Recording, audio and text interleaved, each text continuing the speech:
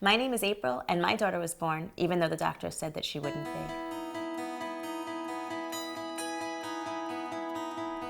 Hi, I'm April, and my husband's Steve, and I have a 9-month-old daughter named Cadence.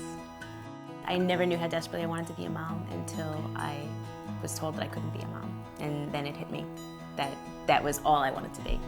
I had endometriosis and really bad scarring. They told me I couldn't get pregnant. My doctor told me that I would have to have surgery before I would even be able to try. Say hi. We found out on Christmas Day that I was pregnant. I went and got the pregnancy test, and it was Christmas morning, and my husband and I stood over the test staring at it. Then we laughed, and then we cried, and we stared at it for like 10 minutes. Is it gonna change? It said I was pregnant. We weren't planning it. I had just gotten used to being pregnant. We had told everybody at 12 weeks. As soon as 12 weeks came, and that's kind of like your safe period, I posted pictures from the doctor's office of the sonogram on my Facebook, and my mother-in-law says, "Don't do stuff like that." And I was like, "What do you know? I'm gonna do it." And it was a Friday night, and we were getting ready to move. And I got up and I felt something drop, and what felt like to me 2 huge clots came right out of my pants, and we went to the emergency room. And I thought to myself, oh God, I'm having a miscarriage. I really am.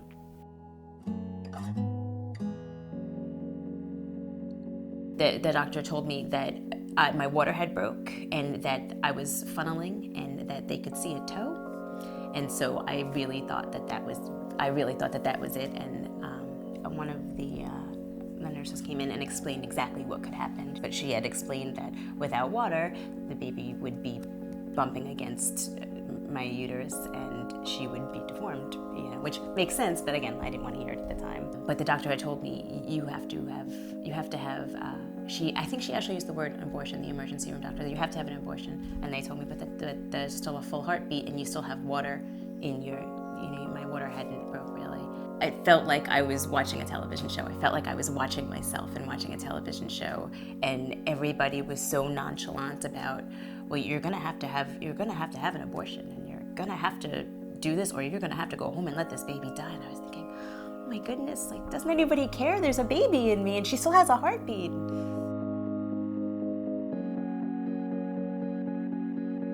My husband and I were crying, but we were at peace with it, the best you could be. And when I had expected, I suppose, the person that was going to come in and do it, to come in, what it seemed like to me, and I'm sure this isn't how it really happened, was that some person just said, oh wait, no, everything's fine. I'm sure that's not what really happened. It was hours and hours, and people looking at paperwork and looking at films, but it felt like we had made the decision, and then somebody said, oh no, everything's okay. Your water didn't break, and the baby still has a heartbeat, and you're not losing any water. And I went home 2 days later. Throughout the rest of my pregnancy, I was just so happy to be pregnant. She was born August 27th at 3:19 in the morning. She was 7 pounds 1 ounce and 19 and a half inches. Everything about her shouldn't be. My doctor told me I couldn't have her, and then on New Year's, they told me I might not be pregnant, and then at the hospital they told me she wasn't gonna make it, she wasn't gonna make it, she wasn't gonna make it. Everything about her is a miracle. And, I said I'm not very religious, but I prayed like I've never prayed before in that hospital, and to this day I will thank God for her. Every day that I look at her, every time that she does something sketchy and I want to say, then I think to myself, it's my little miracle baby. She'll probably use that until she's like 25.